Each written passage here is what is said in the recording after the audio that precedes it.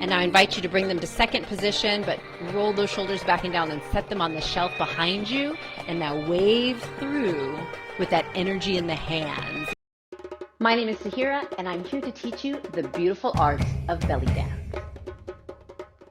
For your practicing pleasure, it was all focus on arms and hands. And we talked about how to make our arm and hand work incredible and what it is that we can do to really kind of kick that up to the next level. Think about our arms and hands in a different way. And this is going to be 3 ways you can make your arm work more intentional, more muscular, more beautiful, and more delicious. Yeah. So let's talk about initiation of arm and hand work. So often when we start belly dancing, or even if we're seasoned dancers, arms get really tired, right? I always tell my beginners, like, the first thing that's going to get muscular is not your belly or your legs, it's your arms, because we never set the darn things down, right?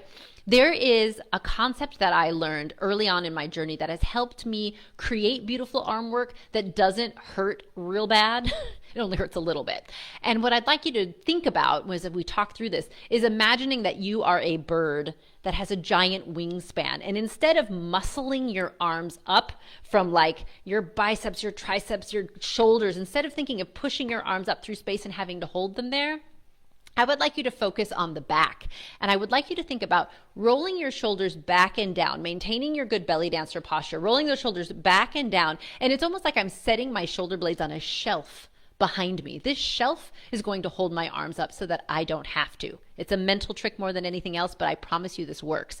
Rolling the shoulders back and down, taking those shoulders onto the shelf, and allowing your wingspan to unfurl from there, as opposed to lifting your arms up, right? So once again, thinking about nice deep breath, belly dance posture, pelvis is tucked, chest is lifted, shoulders are rolling back and down, and you're setting those arms from the shoulder blades in the middle of the back onto the shelf, and then the wingspan. Imagine energy extending from the center spine all the way out through the elbows, wrists, and fingers, and out the side walls into my neighbor's yard on both sides. Yeah, they don't live too far away, but at least that far, if not into the other neighbor's yard, right? Because that dynamic energy also helps keep the arms really strong and really beautiful, right?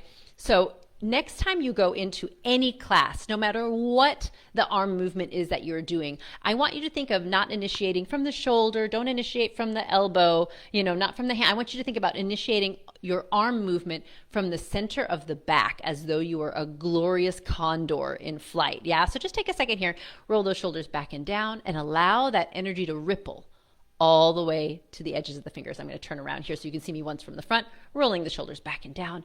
Energy ripples out, and I want you to feel really good engagement. I'm not pinching my shoulder blades together, but I'm engaged in those muscles in the center of the back, and that energy is what's helping make the arm movements big, bold, beautiful, and hopefully slightly less tiring, right? I think that's one of the big goals as well. You want it to be gorgeous and big and strong and take up space, and you also want to not feel exhausted in the process, right? So that's tip number 1 towards stronger and more beautiful arms and hands. Another tip for this idea is thinking about whatever arm patterns, pathways that you create, no matter what stylization you prefer.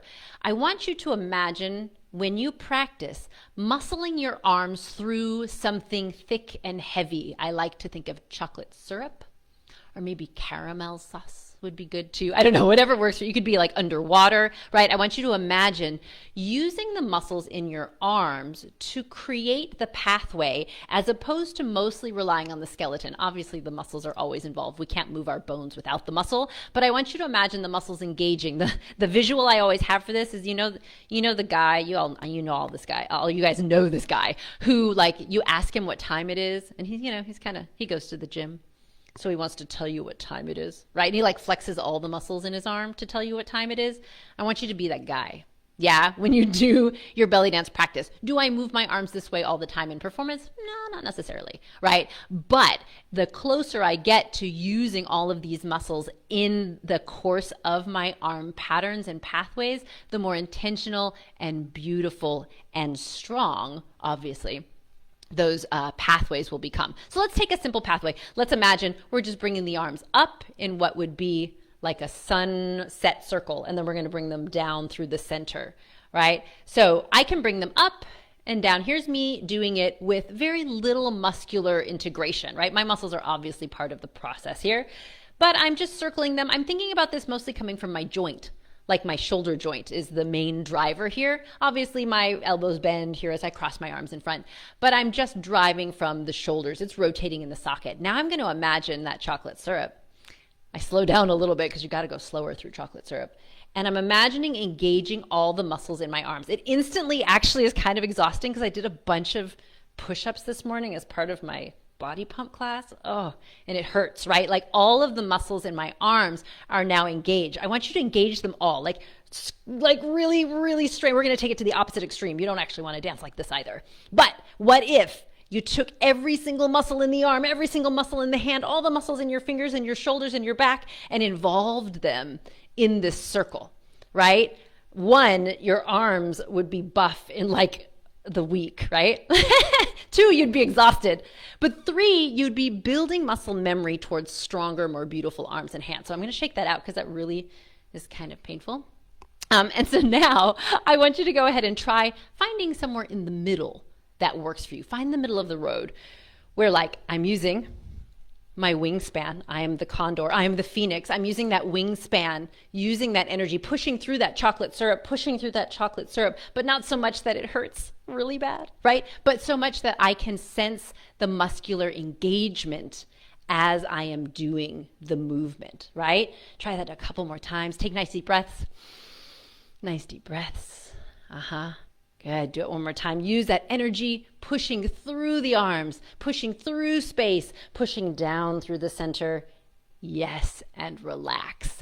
When you practice new arm patterns, once you have that idea, that muscle memory of the directionality of your arms, I invite you to use this idea to build arm strength and to create more intentionality in your arms. I find that most often when I see something lacking in arms, something that could be better, it's just the idea of wrapping those muscles literally around the bones of the arm so that they can really help direct the movement in a very muscular and intentional way. Yeah? I've got one more tip for you. When you think about wrist circles, hand waves, those kinds of movements, no matter what stylization you do in your dance, I want you to imagine the initiation of the movement being your wrist and the thing that moves the most being your wrist and not your fingers. So let me give you an idea. I'm going to give you a good background here to see it.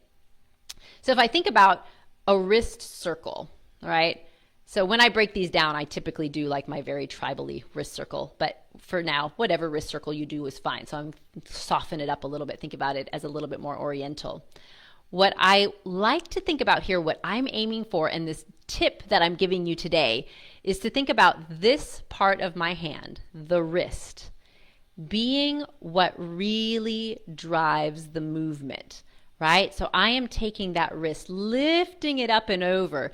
My fingers also move, but they move because the wrist has moved. And here's the deal, like what part of my hand is circling? It's the wrist. The wrist is creating a circle. The fingers, actually, it's almost like my middle finger is stuck on a point. And it keeps touching that point as my wrist makes the circle. So often when we think wrist circle and we start dancing and we're layering things and our arms are tired, what happens with a lot of dancers is this concept, which is more of like a finger circle. And I'm not going to say it's wrong. I think, all movement is beautiful. But I think the difference between this, if we're dancing, right, this kind of finger circle, and this, when we lift the wrist and allow the wrist to drive and lead the movement, I think gives it a little more finesse and a little bit more strength when you play with it. Same thing with a hand wave, right? If you want to think about like a gentle waving of the hand, I'll get both of them going here so you can see them. A gentle waving of the hand. Same thing here. Wrist lifts, fingers wave through, but what's driving this movement is the wrist, right? The wrist is lifting first, and if you can get this bonus points for not pointing your fingers towards the ground. So what literally happens when you lift that wrist, my fingers engage and shoot out and sort of get like a curvature, a really pretty curvature. Be careful with your hand, depending on your flexibility in your hand. If you haven't warmed it up, if it's a little arthritic, give it some time, right? But your idea is you're lifting the wrist and the fingers extend and point forward and create energy so that when you wave through with the hand, all your energy is up and out, right? You can see the energy travel through the hand and out the fingers, as opposed to what I see a lot of people do is here, where the fingers go down. I call this one pet the bunny. I mean, if I were going to pet an animal, it would have to be a bunny, right? So this is pet the bunny instead of pet the rainbow. Yeah, and you can pet the bunny. It works because bunnies are sweet and fluffy. But if you extend those fingers, lead from the wrist, and think about the fingers waving through on a horizontal plane, you get so much more like breadth to your dance, right? I feel like it's an extension of our condor, of our phoenix that we talked about, right? We come from the shoulder blades, through the arms, elbows, wrists, fingers, and shoom, energy straight out the ends, right? So not here, petting both the bunnies, but out to the ends. So thinking about anything that involves your hand driving from the wrist lifting and not just bending in its socket is going to add so much beautiful finesse and detail and personality to your hands. And it takes a little bit of work. It takes a lot of like self-massage and strengthening, because as you do this, I believe you're going to feel all the muscles in the hand engage and get going. So these are three, let's talk about the three concepts we looked at today, 3 of probably 300 concepts that you can put into your arm and hand work that are instantly going to take what you already know and put it to the next level. It's not something new that you need to know. It's just a tweak in the way that you think about it. And one is thinking about driving everything from the center of your back, right? I'm not lifting up my arms from here because that's really tiring, right? I'm rolling the shoulders back and down, setting those arms on a shelf and allowing that to hold my arms up so that I don't have to, in theory, right? And then that energy going all the way out the fingers to the side walls and beyond, crashing through the side walls into the neighbor's yard, right? And then also thinking about muscularity of movement. Don't simply use the joints, right? I'm using the joint. We can use the joints all day long to make the movements, and there's minimal muscular engagement to like maximum muscular engagement. And yes, the joints are still moving, and yes, the arms are still taking the same trajectory, but I am that guy with the watch at the gym that's like showing it off, right? And finding your level, and then knowing that this is texture, right? You can play with this texture and do with it as you please on top of the dance. And then our last tip for the day is the concept of using your wrist as an initiating factor and thinking about lift in the wrist to avoid drop in the fingers, right? Lift in the wrist, not drop in the fingers, to create beautiful hand circles of whatever stylization, right? Beautiful hand circles as you dance. And then thinking about the waves as well coming from the wrist. All right. So let's give it a shot. Here we go. Let's just take the arms and circle them around. Taking a nice deep breath and pushing them down through the center, our sunset circle. And now I invite you to bring them to second position, but roll those shoulders back and down and set them on the shelf behind you. And now wave through with that energy in the hands, yeah? So roll the shoulders back, elbows, wrists, fingers going through the hand, yeah? Shoulders, elbow, wrists, and fingers. Let's do that one more time. Good. Bring them back up. You can add body movement if you would like. Bringing the arms back down. Beautiful. Good. Let's do a little circles with the hands in whatever direction you'd like. Thinking lift. Lift with the wrist. Lift with the wrist. Now little waves. Yeah, can you lift with the wrist? Good. Lift with the wrist. Beautiful. Let the energy extend down through the fingers. Good. Big, beautiful figure 8. Little lift in the wrist. Figure 8. Good. Let's take it into a big circle. Push the hands Lifting those wrists, keeping the chest open. Muscularize the arms. Good. Bring those arms out, pushing through space. Drawing the arms back up, pulling through space.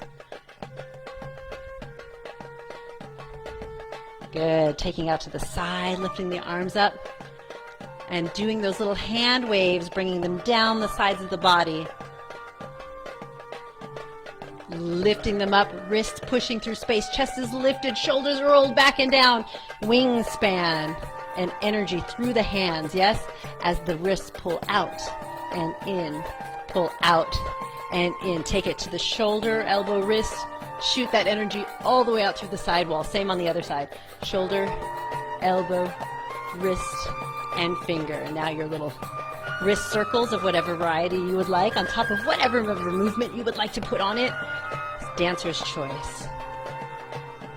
Wrist circles, lifting with the wrist. Keep it nice and slow. Good, and snake arms. Take your time. Good, really muscle through the arms. Bring the arms up. And release the arms down.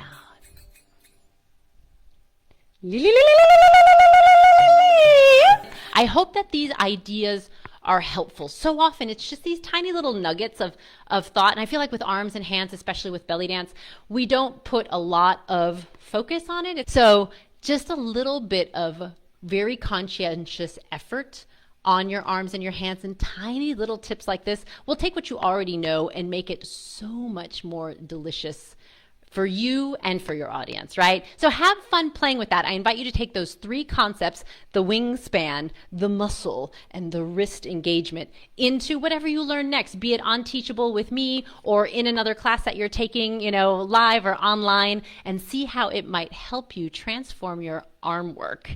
Thank you guys so much for joining me, and I'll connect with you again soon. Bye.